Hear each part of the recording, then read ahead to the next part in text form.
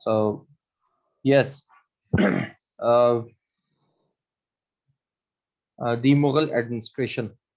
The anyone थोड़ा सा बताएं.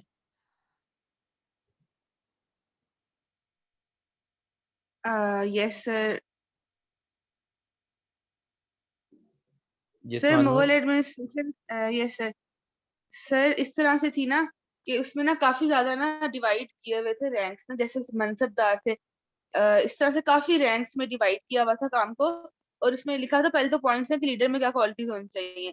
सबसे पहले ये कि उसमें लिखा होता कि उसको ना लिसन करना आना चाहिए, कि मतलब he should be a good listener. ये नहीं है कि सिर्फ अपना ही मतलब कहता जाए, लोगों के ओपिनियंस को वो ले सके. उसमें इतनी मतलब कैपेसिटी होनी चाहिए ना.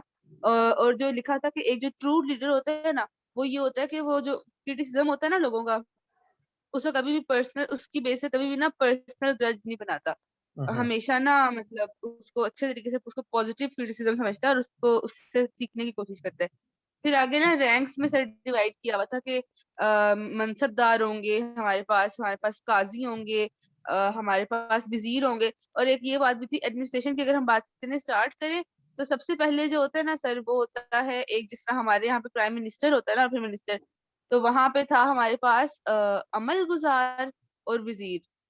जो सबसे टॉप की पोजीशन थी ना, वो फर्स्ट वाला आई गेस अमल गुजार होता था. और जो सेकंड वाला होता था वो वजीर था. वजीर के पास ना सारे ये मतलब इकोनॉमी बाहर आती थी कंट्री की, ठीक है. कि ना जितने ये वाले मामला आते हैं. फिर सर एक आप लिखा हुआ था कि ना एडमिनिस्ट्रेशन की बात हो रही है ना, इस तरह लाइन वाइज नहीं आज सारे मिक्स हो रहे हैं, लेकिन मैं बताती हूँ. एक लिखा हुआ था कलेक्टर होता है, मतलब जो ना पूरी जाके ना स्टेट से वो करेगा, रिसीव करेगा, काइंड ऑफ टैक्स वगैरह जो होगा ना, वो सारी चीजें वो रिसीव करेगा. लिखा हुआ था कि उसमें ये सीन के ना उसका ईमानदार होना बहुत जरूरी है. अगर उसने थोड़ी सी भी उसमें करप्शन की तो वो बहुत बड़ा मेजर क्राइम समझा जाएगा. फिर ये था. फिर हमने आगे इसकी में जब मिलिट्री को डिस्कस किया तो हमने कहा कि उसकी तीन आगे ब्रांचेस है, कैवेलरी, इन्फेंट्री और आर्टिलरी. जो इन्फेंट्री था उसमें ये है कि मतलब गन्स हो गई, नहीं तलवारें हो गई, तलवारें वगैरह इस तरह की चीजें होंगी लड़ने में. जो आर्टिलरी थी ना उसमें लिखा हुआ था 3000 पीसेज है हमारे पास. इसमें बेसिकली तोपों की बात की गई है. और लिखा हुआ था कि वो पूरे स्टेट में ना डिवाइड हुए हुए हैं, तो उनको चुन के मतलब वापस कलेक्ट करना बड़ा आसान है, क्योंकि वो उस तरह से हुए हुए हैं. पर वो हम इतना यूज नहीं करते. फिर लिखा हुआ था कि एलिफेंट्स का यूज नहीं इतना किया गया. और जो हमारे पास कैवेलरी था उसमें ये था कि वो उसको इलीट भी कहा जाता था, मतलब उनमें, क्योंकि वो प्रोटेक्ट करते होते थे. जो हमारे पास एम्परर है उसको करेंगे. और जो वो है ना हमारे पास जो मुगल बादशाह होगा वो ही कमांडर, चीफ कमांडर वही होगा मिलिट्री का. और सर एक और बात बताना भूल गई. स्टार्ट यहाँ से होता है लेक्चर के, जो मुगल ये सारी है ना, ये स्टार्ट हुई थी 1527 से और चली थी 1707 तक. नहीं, 1526 से 1707 तक चली थी. आई गेस औरंगजेब पे इसका मतलब वो शुरू हो गया था, उसके बाद डाउनफॉल स्टार्ट डाउनफॉल. हो गया. यस सर, डाउनफॉल स्टार्ट हो गया था उसके बाद. ठीक है. यस, और एनीवन सर एल्स? एक और था, वो एक हमला हुआ था जिसपे वो ले गए थे उठा के. एक स्टेचू था कोई क्या लिखा हुआ था आई गेस, कोई एक स्टेचू था वो ले गए थे उठा के. वो बड़ा अच्छा था, मतलब एक सिंबल था. अच्छा, वो तख्त है, तख्त दाऊद. Yes sir. Yes, anyone else?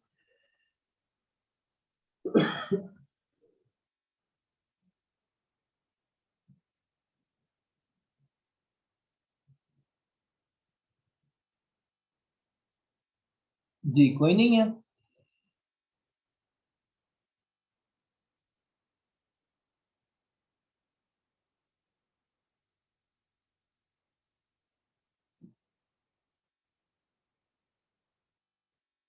जी पिछले लेक्चर्स में से कोई कुछ बता दें. Anyone from previous lectures? Yes Ayesha Akram, आपने raise hand.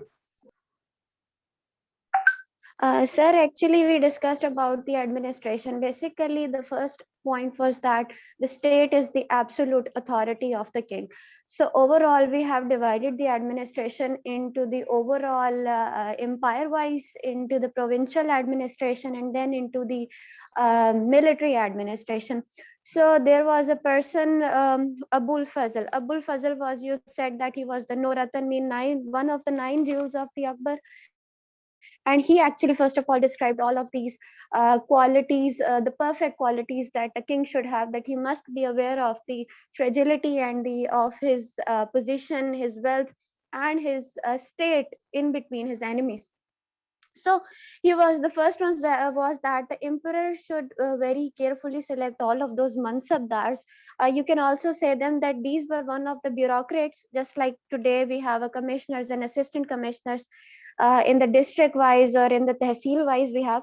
So he has to basically choose or select every mansabdar very much carefully, that they should be very much efficient and they should not do any kind of a flattery in any way.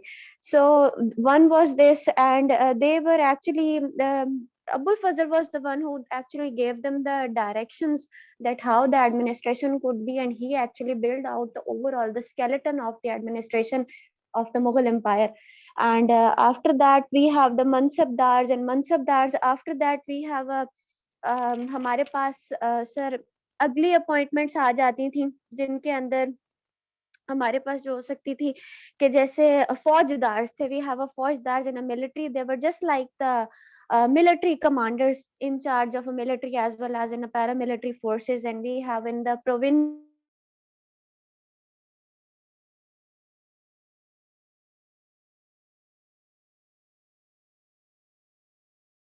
they were held answerable to the king.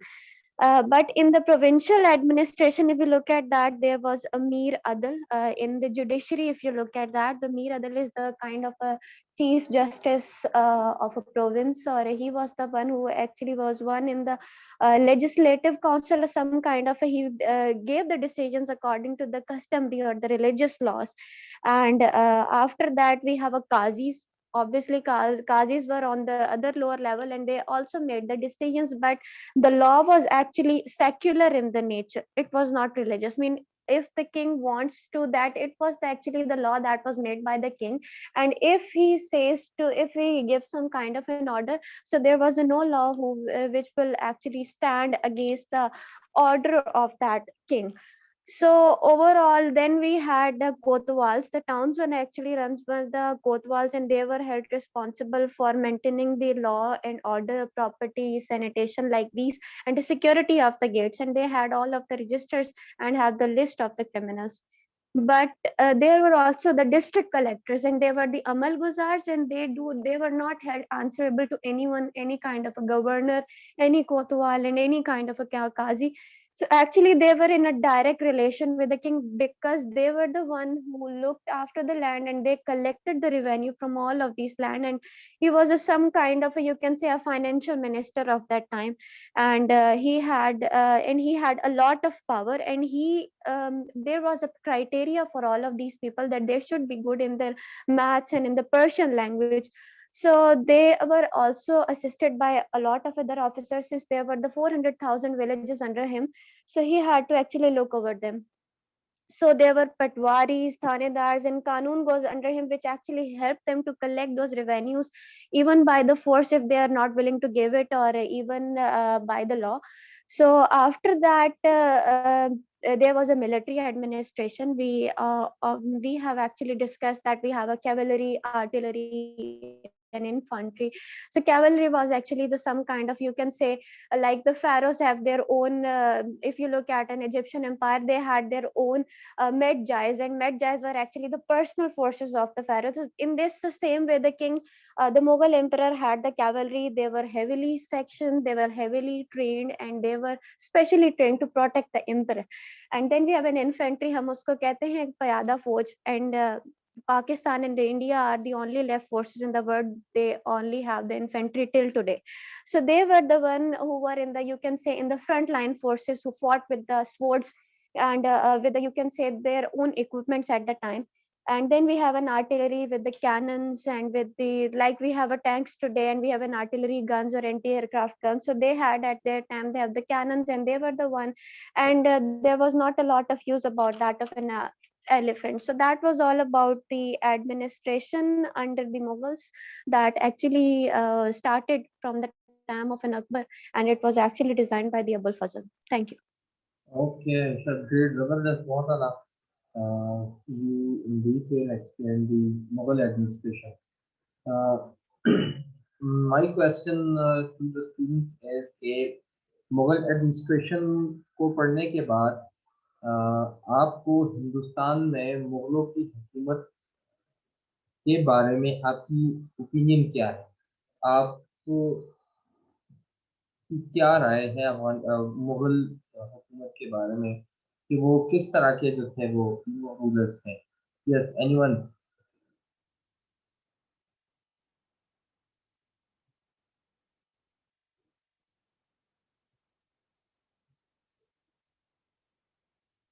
From boys, लड़कों में से कोई है जिसने कुछ थोड़ा बहुत पढ़ा है?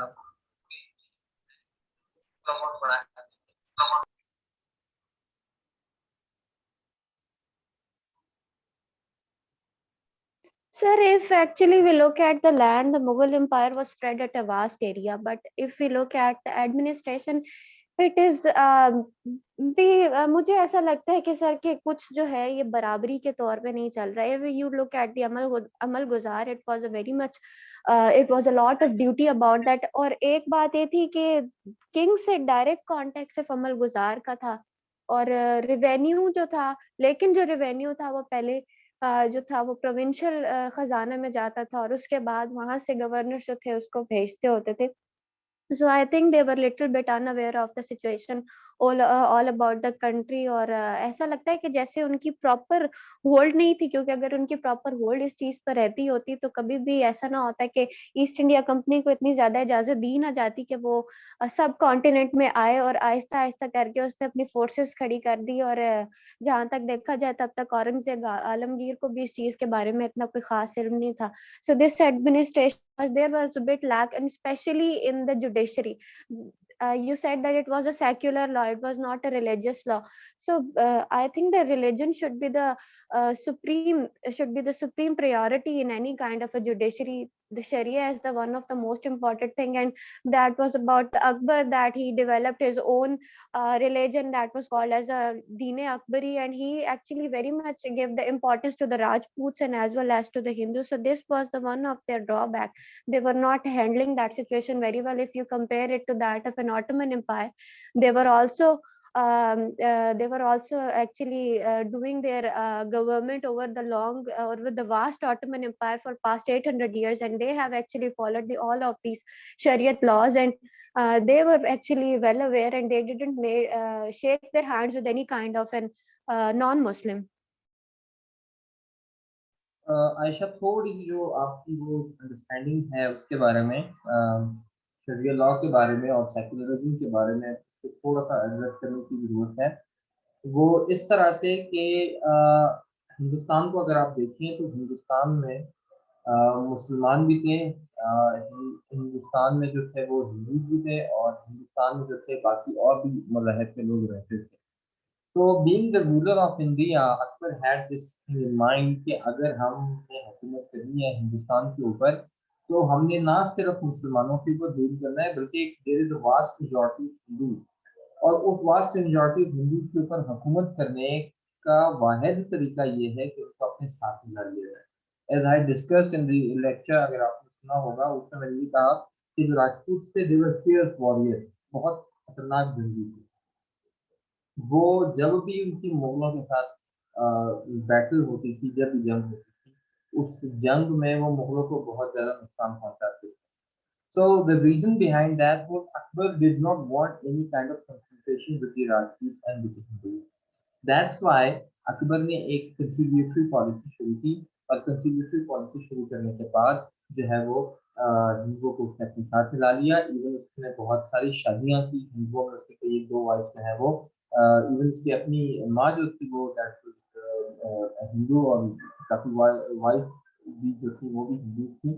सो keeping this thing in mind कि वो हिंदुस्तान जो है वो एक is a diverse, was a diverse empire. Hindustan में बहुत सारे हजारों कम्युनिटीज रहते थे, तो उन सारी कम्युनिटीज को अकबर ने अपने साथ मिला दिया. और अकबर की जो ये पॉलिसी है, इस पॉलिसी को आज भी बहुत सारे लोग तारीफ करते हैं उसकी, कि लोगों को आप हुकूमत से, लोगों को आप रूल से निकालने के बजाय आप उनको अपने साथ मिलाएं. उससे ये फायदा होगा कि एक तो आपकी हुकूमत स्ट्रांग हो जाएगी, दूसरा ये है कि आप एसिमिलेट हो जाओगे।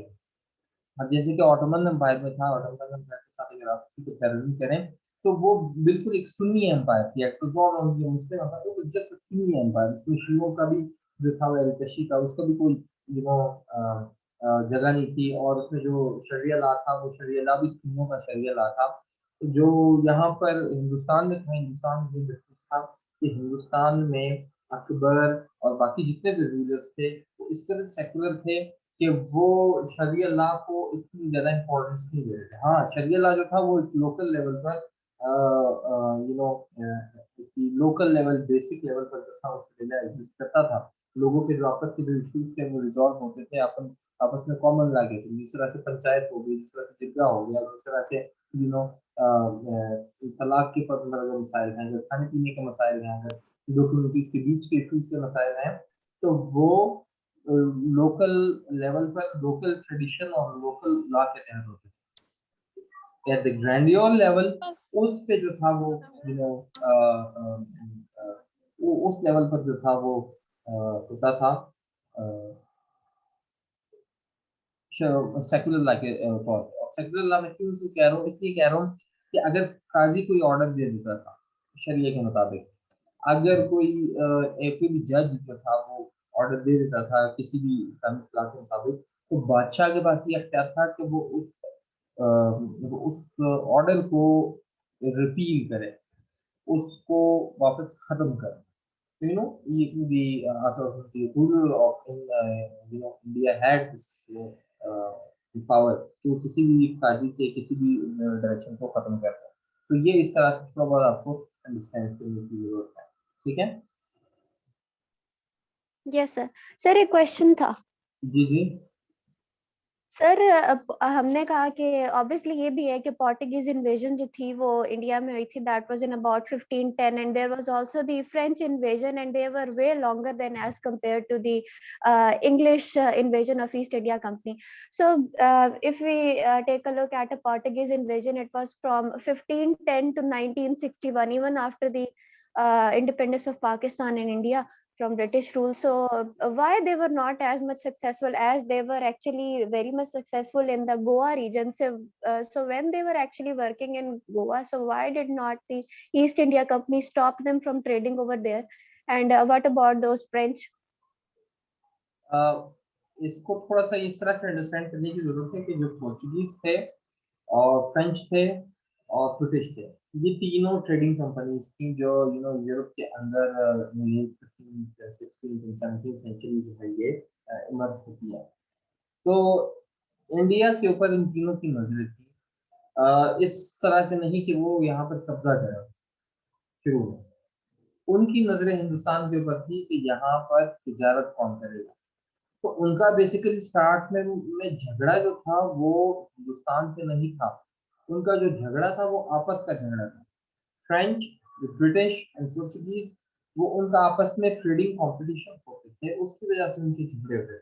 तो जो मुगल एम्पायर थी जिसपे जहांगीर था, जहांगीर का टाइम पीरियड था, तो वो अंग्रेजों को इतना पसंद नहीं करता था, वो पोर्चुगीज के साथ ज्यादा यू नो कंफर्टेबल था। तो उसने पोर्चुगीज को ज्यादा स्पेस दी, ब्रिटिश को ज्यादा नहीं दी। ये तो बाद में जहांगीर के बाद में के डेथ के बाद और उसके बाद जितनी भी सक्सेसिव रूलर्स आए, वो तो स्लोली एंड ग्रेजुअली जो थी वो बाद में कंपनीज इस्टेब्लिश हो गई। और कंपनीज के इस्टेब्लिश होने के बाद अब जो अगला नेक्स्ट लेक्चर आपका है वो ईस्ट इंडिया कंपनी के ऊपर है, वो मैंने अपलोड कर दिया है आपके रेलस के ऊपर, मैं ग्रुप में भी शेयर कर दूंगा। तो वो जो ईस्ट इंडिया कंपनी है उसमें आपकी पूरी 1600 से लेकर 1857 तक सारी की सारी स्टोरी आपको समझ में आ जाएगी कि हाउ दे ऑपरेटेड और वो किस तरह से जो थे उन्होंने हिंदुस्तान में अपने कदम जमाए। तो बेसिकली उनका स्टार्ट में हिंदुस्तान के साथ कोई झगड़ा नहीं था, वो कोई इन्वेजन नहीं करना चाहते थे, वो सिर्फ और सिर्फ ट्रेडिंग कंपनीज थी। अब वो कंपनीज अपनी बेसिस कायम करना चाहती थी कि जहाँ पर वो हिंदुस्तान के साथ तिजारत कर सकें और हिंदुस्तान का जो सामान है वो हिंदुस्तान से बाहर ले जाए और बाहर का सामान हिंदुस्तान में आए। So this is how the things are and how things were at that time. उनके आपस में कंपटीशन हुआ करते थे। Sir, in 1857, after the War of Independence, the Prime Minister of Great Britain, who was the Benjamin Disraeli, actually, he was the one who declared the Queen Victoria as the Empress of India. But sir, she never visited the India. Still, she was an Empress of India. And why did not she had the as much authority as much as the Prime Minister over the India at that time? Well, for that you need to understand the system of Britain. कि Magna carta होता है 1200 के अंदर 1259 I assume, वहां पर king से powers ले लिए जाते हैं थोड़े, और आहिस्ता आहिस्ता होते होते 1600 तक 1700 तक किंग और क्वीन के जितने भी पावर्स हैं वो सारे के सारे पार्लियामेंट के पास और प्राइम मिनिस्टर के पास आ जाते हैं ग्रेजुअली। तो जितनी भी डेक्लेरेशन होती हैं आज भी, जितने भी अपॉइंटमेंट्स होती हैं, जितने भी अवार्ड्स दिए जाते हैं, जितने भी जमीनों के ऊपर हुकूमत की जाती है, वो in the name of king और क्वीन होती है। लेकिन जो एक्चुअल एक्सरसाइज ऑफ पावर है, जो एक्सरसाइज ऑफ पावर पार्लियामेंट करता है, और पार्लियामेंट में हाउस ऑफ कॉमन्स में जो है वो प्राइम मिनिस्टर होता है। और पार्लियामेंट में भी दो है, House of Commons and House of Lords. जो हाउस ऑफ लॉर्ड्स है वो भी सिर्फ एक नॉमिनल सा एक हाउस है जिसमें सारे लॉर्ड होते हैं, क्योंकि इसमें ज्यादा पावर्स नहीं है, they can not initiate a money bill. जबकि जो हाउस ऑफ कॉमन है वो इलेक्टेड रिप्रेजेंटेटिव होते हैं। वो जो इलेक्टेड रिप्रेजेंटेटिव होते हैं आवाम के, वो इलेक्टेड रिप्रेजेंटेटिव मुल्क के लिए पॉलिसीज बनाते हैं। वही मुल्क के लिए जो है जो पावर एक्सरसाइज वाला डिफरेंट प्रोसेस है वो हाउस ऑफ कॉमन के अंदर होता है, और वो उसका प्राइम मिनिस्टर जो है वो हेड ऑफ गवर्नमेंट होता है। तो prime minister is actually exercising the power in the name of you know the queen और द किंग, जो भी उसको होगा। तो same was the case in Sir, if you look at you said that parliament has two houses, the house of lords and the house of commons. So the house of lord is actually, when I studied about that, it is actually comprised of the lord spiritual and the lord temporal. So what is the difference in between the lord spirit? Law, ये जो House of Lord है ना, इसमें इसको आपको British की history देखनी पड़ेगी। ब्रिटिश की हिस्ट्री में पहले ये होता था कि जो किंग होता था, किंग की अपनी कॉर्टियर्स होती, तो वो कॉर्टियर्स जब वो चाहता था किंग अपॉइंट करता था, जब चाहता था किंग और क्वीन को हटा देता था। तो वो जो कॉर्टियर्स थे वो कॉर्टियर्स फॉर लाइफ टाइम एग्जिस्ट करते थे वहां पर। तो जैसे जैसे किंग से ये लोग पावर लेते गए, तो वो जो किंग के आसपास के जो क्लोज सर्कल था उन्होंने अपना एक पूरा ग्रुप बना लिया लॉर्ड्स का। ये सारे लॉर्ड्स हैं। उसमें जो स्पिरिचुअल और टेम्पोरल वाला है, स्पिरिचुअल वो जो चर्च की तरफ का इशारा है कि चर्च के जितने भी वो है लोग हैं, they are people of religion. जो लोग हैं वो बेसिकली करते थे, उनको लॉर्ड ऑफ स्पिरिट कहते हैं। और जो बाकी टेम्पोरल, जो जिस तरह से नवाब होते हैं, जिस तरह से खान होते हैं यहाँ पर हमारे यहाँ, वहाँ भी उनके लॉर्ड होते हैं जिनको किंग ने टाइटल दिया होता है, किंग ने जादू की होती है, किंग ने एक नाम दिया होता है। तो वो जो लॉर्ड्स हैं वो लॉर्ड्स टेम्पोरल शुमार हो जाते हैं। तो ये बेसिकली जो हाउस ऑफ लॉर्ड है ये टेम्पोरल और स्पिरिचुअल दोनों का एक अमेलगम है, और दोनों जो है वो वहाँ पर ऑपरेट करते हैं। हाउएवर यहाँ से मैं कॉशियसली मैं कहूँगा कि हम टॉपिक से हट गए, मुगल एडमिनिस्ट्रेशन से जो डिबेट है वो आगे आएगी, लेकिन हम coming back to Mughal administration. Yes, anyone else? Mughal administration के ऊपर आयशा ने काफी कॉम्प्रिहेंसिव जो है वो बात की है।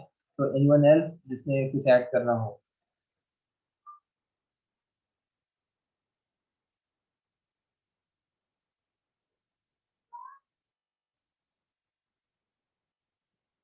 No sir. अच्छा, तो नेक्स्ट जो हमारा लेक्चर है वो ईस्ट इंडिया कंपनी के ऊपर है। ईस्ट इंडिया कंपनी को आप लोगों ने, मैंने LMS के अंदर अपलोड कर दिया है, तो आप उसको देख लीजिएगा। और उसी से जो है वो आप ईस्ट इंडिया कंपनी, और उसके बाद फिर आगे जो है वो 1857 war and then moving onward to in India. तो आप उसको देख लें। नेक्स्ट वीक में हम कोशिश करेंगे कि हम 2 लेक्चर जो है वो डिस्कस करें. The first one is east India company and the second one is criminal India. ठीक है, तो अभी तक किसी का कोई क्वेश्चन हो तो मुझे बता दें.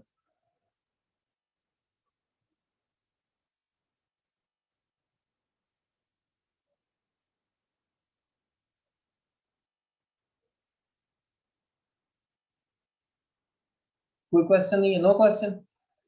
No sir. उरूज जहीर कह रही है कि सर आपने बुक्स रिकमेंड नहीं की. अगर आपने पहला लेक्चर गौर से पढ़ा होगा, देखा होगा उरूज, तो उसमें मैंने कोर्स आउटलाइन जो है वो पहले लेक्चर में दी है. और उस कोर्स आउटलाइन में तकरीबन 20 से 25 बुक्स जो है वो मैंने ऑलरेडी लिख दी है आप लोगों के लिए. तो ये बुक्स मैंने वहाँ पे कर दी हैं अपलोड. वो आप लोग के साथ रिकमेंड मैंने अपलोड कर दी है.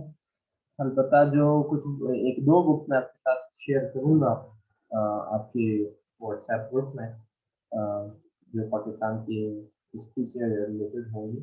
तो आपने सिर्फ बुक्स पे इक्तफा नहीं करना, आपने लेक्चर को गौर से सुना, क्योंकि बुक्स में और मेरे लेक्चर में फ़र्क ये है कि जो बुक मैं आपको दूंगा वो बहुत ही एक आसान सी किताब होगी और बिल्कुल एक बेसिक लेवल की किताब होगी, जिसमें बिल्कुल सरसरी से आप लोगों को चीज़ें जो है वो अ, समझा दी गई, बता दी गई हैं बुक्स में.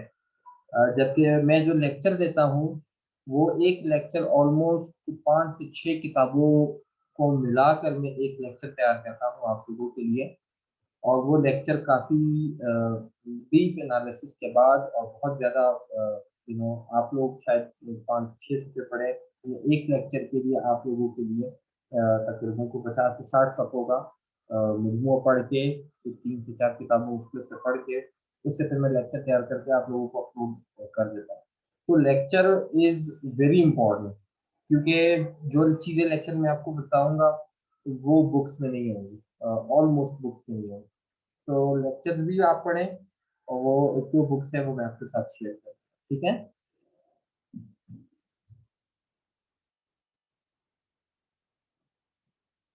तो अगर आप में से किसी का कोई क्वेश्चन नहीं है कुछ चीज़ अंडरस्टैंड करने के लिए, तो it is enough for today, then we will meet to next. ठीक है.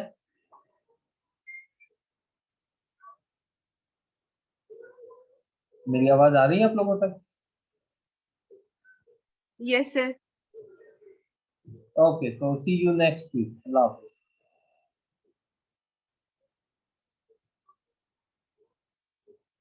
Okay sir. अल्लाह हाफिज.